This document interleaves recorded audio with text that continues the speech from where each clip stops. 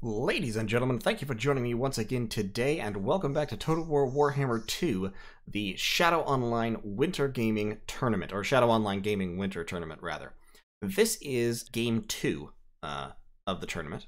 Coming off of my game against Professor Pone, I'm down by a game. Of course, this is in the group stage, so we're playing 5 matches total, and I need to be in the top 2 in my group to advance.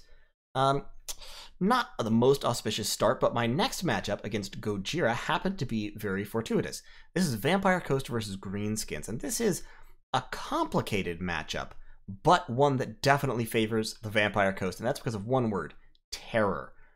Many of the Vampire Coast's best units cause terror. The Necrofect Colossi cause terror, the Sirens cause terror, the Shade Wraith Gunners have this really powerful leadership debuffing effect on their shots. And of course, all of their units cause fear. So all of their units inflict a relatively minor leadership debuff. And the Greenskins are super vulnerable to losing leadership. In addition, the Vampire Coast have deck droppers. And deck droppers are, beyond being just straight up undercosted by a significant amount, deck droppers are perfectly suited to hunt down Greenskin lords and snipe them. And once the Greenskins lose their lord, their leadership problems become exponentially worse. So, in this matchup, I think probably very commonly in this matchup you'll see Luther Harkon up on the Terror Geist, because then he causes terror and he can hunt down Greenskin lords. I decided not to go with Harkon. I decided to go with Noctilus because frankly I'm more comfortable with Noctilus and I like Noctilus better. Noctilus has the extra summons from Captain Roth's Moondial. Of course, he brings your spellcaster with him, so he's a lot cheaper than Harkon, and he's also a piece of artillery, a piece of mobile artillery that can also fight pretty effectively in melee, and can heal himself, of course. He has an extra 5,555 hit points that he can heal up. So I think Count Noctilus is super competitive in pretty much every matchup. Maybe not against the dwarves if they shoot him with cannons, but even then you can take him on foot, and he's fantastic. And taking Harkon on the Terrorgeist plus a spellcaster costs well over 4,000 points, whereas taking Count Noctilus on his steed here only costs about 2,600. So I've taken Count Noctilus, and I'm going double Colossus. I've got another Colossus over here. Cheap Chaff, melee Chaff up front, the Tide of Skjold is one of them. Halberds on the flanks and the rear. I have a couple of pistols, so I have a pistol gun mob there and a pistol gun mob there, and they're actually facing outward because I anticipate being outflanked. I anticipate a lot of Night Goblins, I anticipate a lot of nasty Skulkers, a lot of Wolf or Spider Riders, something like that. So I've taken only a very small foot artillery contingent. All I brought is the Shade Wraith Gunners, and I brought them over regular deck gunners because of that -16 leadership effect. In testing, I found that these guys can rout Night Goblin archers in about 2 or 3 volleys, which is very strong utility, especially in a game like this where I anticipate a lot of Goblin archers. The rest of my points are dedicated to mobility. I have 3 deck droppers with handguns, which, as I said, are undercosted. That's undeniable. They cost 700, and they really should cost more like 900 or maybe 1,000, because they are so powerful. They're fast, they have very high armor-piercing missile damage, and they're just super useful, especially in a match like this where there's no counterplay to them, since Greenskins do not have flying units, except for possibly a flying lord if you took Azag on the Wyvern or something like that. Greenskins really need some kind of flyer. Even if it's bad, they need something. Feral Wyverns or something. And then I've taken 3 Scurvy Dogs, and I've deployed them way back here because, as I said, I anticipate being outflanked. So I deployed them back here to find people in the corners, and I found somebody in the corners. I found a Nasty Skulker. We're actually going to pause real quick. So, Nasty Skulker back here, my opponent's, Gojira's, troops. He's got Nasty Skulkers, Nasty Skulkers, Nasty Skulkers, since those are vanguarded, and Nasty Skulkers. Then over here in the woods, this is his main force. He's gone pretty heavy on Savage Orcs, actually. So he's got some regular goblins, well chevroned up to help with their leadership issues. Their leadership is actually fairly high with all those chevrons on it. Yeah, base value of 50. They're encouraged by nearby unit. That's his lord. And then flank secure and all this. He's got 2 Savage Orcs, Savage Orc Biggins, Savage Orc Error Boys, the Rusty Errors, a key part of every anti-monster build. A unit of Forest Goblin Spider Riders for harassment and to apply poison, block up monsters. Then he's got Azag the Slaughterer on foot, not the Wyvern, so he's trying to make him harder to snipe. And he's taken the Wa, obviously, Foeseeker, Fate of Buna, Spirit Leech, and Aspect of the Dread Knight. Aspect of the Dread Knight can be used here as an anti-terror spell, because when a unit causes terror, which Aspect of the Dread Knight gives them, then it is immune to terror, because terror can't affect terrifying things is the logic. So Aspect of the Dread Knight can make your troops immune to terror temporarily for the cheap price of 4 Winds of Magic. And behind him, he's got a Goblin Big Boss on the Spider with nothing, so very, very cheap and cheerful, good little assassin character with poison damage. In the middle, he's got a Goblin Shaman, a Night Goblin Shaman with... Come here, you. He's got the Madcap Mushrooms, so cheaper, faster recharge. He's got the Wand of Jet, which increases his recharge but gives him better regeneration. And Vindictive Glare, plus the Sneaky Stealing, so he reduces other people's power recharge rate when he's casting. So this spell is actually pretty good nowadays. After the recent patch, Magic Missiles got a lot better, and Vindictive Glare does pretty decent damage. Relatively low armor piercing, but even so. He's got a unit of Night Goblins. These are the Regiment of Renown Unbreakable Night Goblins, the 8-peak loonies. And then over here, he's got another main detachment. Savage Orc Airboys, Goblins, Savage Orcs, and Savage Orc Biggins. So I've deployed well back in a defensive formation. I'm going to let him come to me. I'm going to use my bats and dogs to sweep the woods, trying to destroy enemy mobility. My dogs are actually pushing forward right now, but I think they back up in order to catch the nasty skulkers in the corner. I think I missed them just right at the moment. The dogs are pushing forward, and we're going to run into these nasty skulkers instead, because we are driving forward towards him. I'm pulling the gun bats back towards my formation, and my formation is shifting a little bit just to make sure that the Shade Wraith Gunners can fire. So, dogs sweeping forward. They've paused in the woods here. And we're all kind of like just posturing at the moment. I don't really see him. He sees my formation out in the middle, but he doesn't see my dogs yet. And now the dogs actually are pulling back, and they're about to run into the nasty skulkers behind my lines. So, still hidden. Yep, there they go. So I see them. And the dogs immediately go in. I see units and I'm like, oh, there's the flankers, send in the dogs. The dogs charge into the nasty skulkers. This is exactly the fight the skulkers don't want to be in. They're armor piercing, but their leadership is poor, and they are going to get absolutely wrecked. He pops the smoke bomb, but too late to interrupt the charge. The nasty skulkers rout, and the dogs are going to devour them and escort them off the field. So that's part of the trap foil. I see that he has a trap over on that side. I'm like, ah, he must have one over on the other side as well.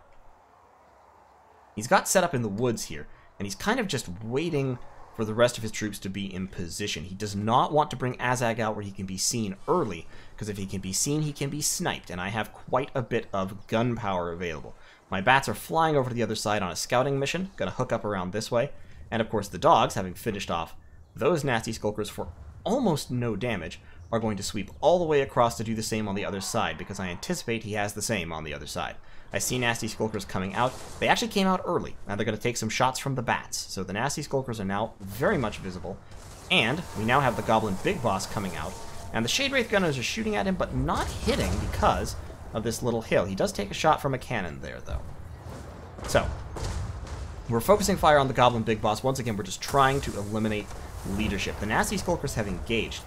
This was precipitous, I would say. These nasty skulkers did not want to get in here yet. They wanted to hang back and come in with the main force at a slightly different angle. Shade Wraith Gunners now see Azag. So Azag is now under fire from the Shade Wraith Gunners, and I'm about to concentrate the cannons of both Count Noctilus and the other Necrofex Colossus on him, and he is going to start taking damage.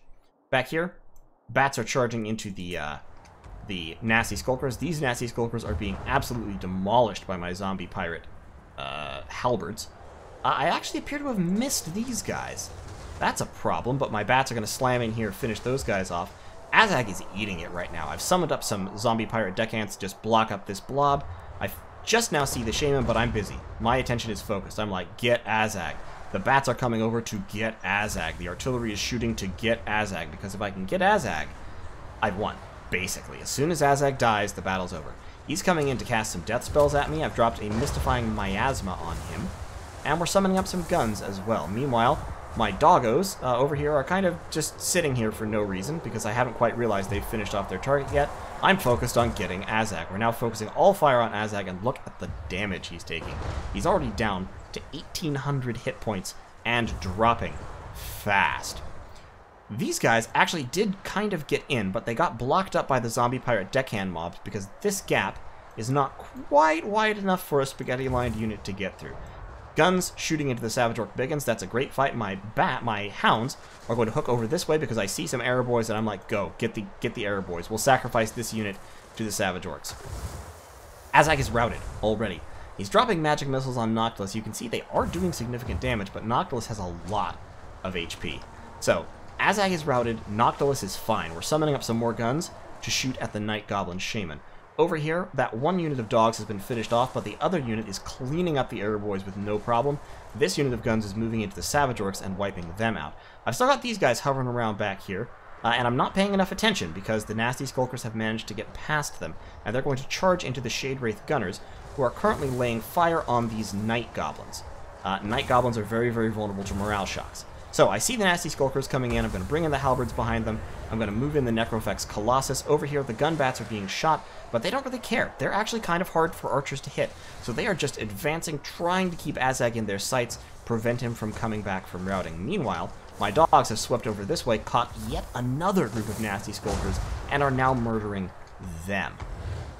Formation has collapsed on this side and the orcs are swinging in, but I do still have units. The Nasty Skulkers have broken without being able to do too much damage to the Shade Wraith Gunners. We dropped an invocation on them just to be sure. Got more halberds blocking up this advance. These guys really should be swinging in this way, but the whole thing is kind of confused right at the moment.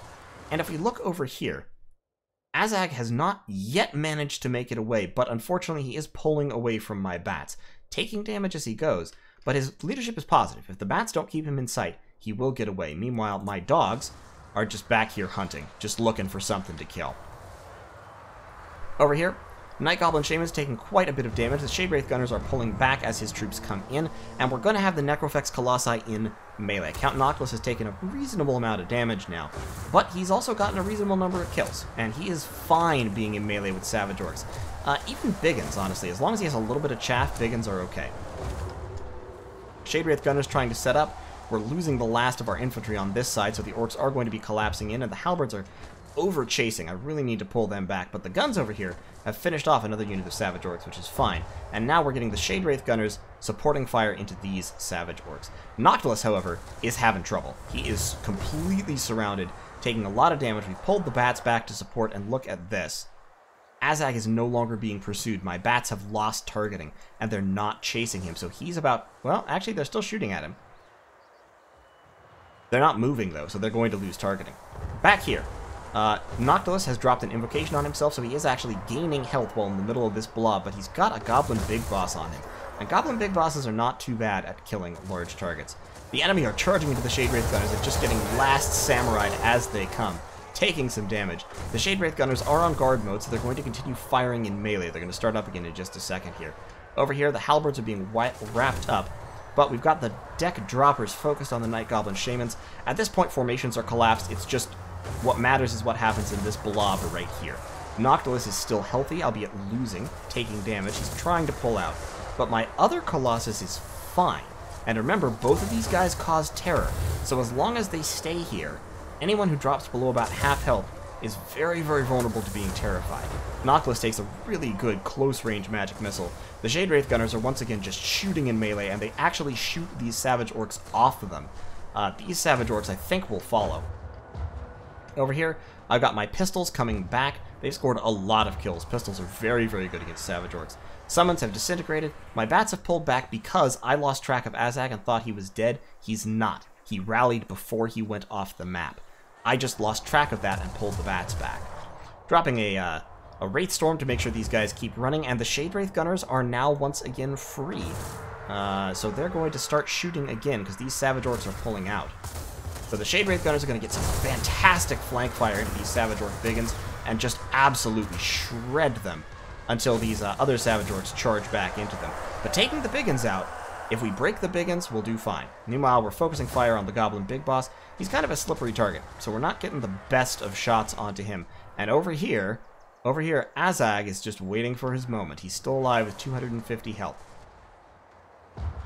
Meantime, we've got, what have we got over here? Ah, yes, we've got our halberds that we forgot about standing way over there, but our pistols are now back. They're firing into the backs of the units that are busy fighting the Shade Wraith Gunners, which is fantastic. They're just racking up kills for nothing. I see the wah popped, and I go, oh shit, Azag's not dead. That could have been disastrous, and it almost is disastrous, because when the wah pops, Count Noctilus starts taking a beating. I'm low on magic at this point. I am not happy with how things are going, and Noctilus is about to die. But, looking at this situation, I've still got my pistols firing, I've still got my other Necrofex Colossus, and I've still got my bats. They're low on ammunition, but they're still around. Noctilus takes another magic missile, and he is now crumbling quickly. So he is just about to go. The Shade Wraith Gunners have been finished off. Noctilus collapses right there. He goes down. But there's not a whole lot left. My dogs have charged back in to get just a few more kills. They came in from that way, I believe. 184 kills on Scurvy dogs. 198 on these dogs. And the leadership of these Savage Orcs is just really breaking. We've routed the Night Goblin Shaman. We've routed the Goblin Big Boss. He's almost dead. Azag is coming back, but he's a ways away. He's trying to come back so he can cast some spells. But we successfully break these units here, and the gunfire is going to make sure that they don't have a good way to come back. Meanwhile, all of the answers for the Necrofex Colossus have been eliminated. The archers are gone. The Savage Orc Biggins are gone. That was them breaking off from Terror right there. My dogs charge into the Forest Goblin Spider Riders. They're not necessarily going to win that fight, at least if they stayed and slugged it out, but they are going to break the leadership of the Spider Riders. My pistols have done really stalwart, sterling work here. My bats are now charging down to make sure that units that break off continue to rout. They don't want anyone coming back. They're trying to escort them off the field. And over here in the woods, Azag finally shatters from army losses. Or actually shatters from damage sustained, it says, but he routed for the third time, which shatters him. So all that's left on the field and fighting right now is the Rusty Errors, who have returned from their rout, and the dogs are about to go feast on them. Oh, and 4 of the 8 Peak Loonies, who are of course unbreakable. Down to 3 now, and they just really didn't have a prayer against this Necrofex Colossus in close combat. So the dogs rush in, upping their kill count yet further, up to 231, and the enemy finally breaks. As for what's still on the field, we've got a couple routing units coming back here, but there's just no answer to the Colossus at this point, and that's what's going to win me this fight, is just that the Necrofex Colossus is too powerful and cannot be stopped. What's he shooting at? Oh, he's shooting at some shattered units over there. So that is the game.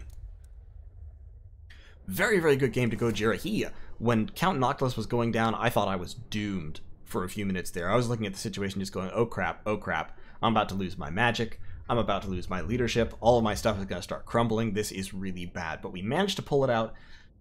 And honestly, like I said, deck droppers are just overpowered. They're undercosted. They're too powerful for what they cost. If they cost 1,000, they'd be a lot more defensible. Maybe even 900 if they received some kind of minor nerf, but 700 is just too cheap for the utility they give. Now, they are counterable. A lot of factions can actually destroy deck droppers very easily. But for the factions who don't have good counters, they are downright abusive. Like High Elves with the Tempest, Vampire Counts with the Storm of the Night ability that the Von Karstein Bloodline Lord now has. Even Skaven to an extent. Skaven can hit them with Howling Warp Gale and then send Gutter Runners or something, and Gutter Runners tear these guys up. But still, they're just so powerful. They do so much damage. And if the Vampire Coast wants, you can go really, really heavy air, support them with Luther and maybe another Terrorgeist, and make them impossible to shut down. And then it's very, very hard to deal with. Count Noctilus did a lot of good work with the summons, the Wraith Storms. I think there was a moment that we missed there where he actually summoned a pistol mob directly behind the line, had them start shooting straight into the orcs' backs. That's a classic. The other Necrofex Colossus. Double Colossus is also very difficult to deal with in many ways. And the strength of the Vampire Coast roster, I think, is largely that there are so many different successful builds that you can take that it's very, very hard to build to counter them, to counter build the coast, because you don't know what they're going to bring. Those dogs, those scurvy dogs, wow. These were actually a last-minute addition. I'd almost had my army made, and then I was looking at it and I thought, you know what, actually I don't have any mobility. So I just cut a couple of units and threw in 3 cheap scurvy dogs, and they really paid their dues. These guys killed 3 units of the nasty skulkers. They also killed They hit the Rusty Errors and drove them off once, and then they killed them right at the end. So, and they also did a lot of damage to various Savage Orcs. So there's at least 4 or 5 units to these guys' credit, and for the cost, they performed fantastically. They were not chevroned before this battle. They earned every single one of those chevrons. And the Shade Wraith Gunners. There were a couple key moments when that leadership debuff was really, really important from the Shade Wraith Gunners, and they just distracted the enemy's attention a lot, and were very hard to kill because of their ethereality. So, very good game to Gojira. With that, I'm 1-1 in the series. Starting to claw my way back up. We'll see how well I can do. See if I can maybe get into the semifinals. I doubt it, but you know what? For my first tournament, that'll be alright. So in any case, thanks for watching. I'll see you in Game 3.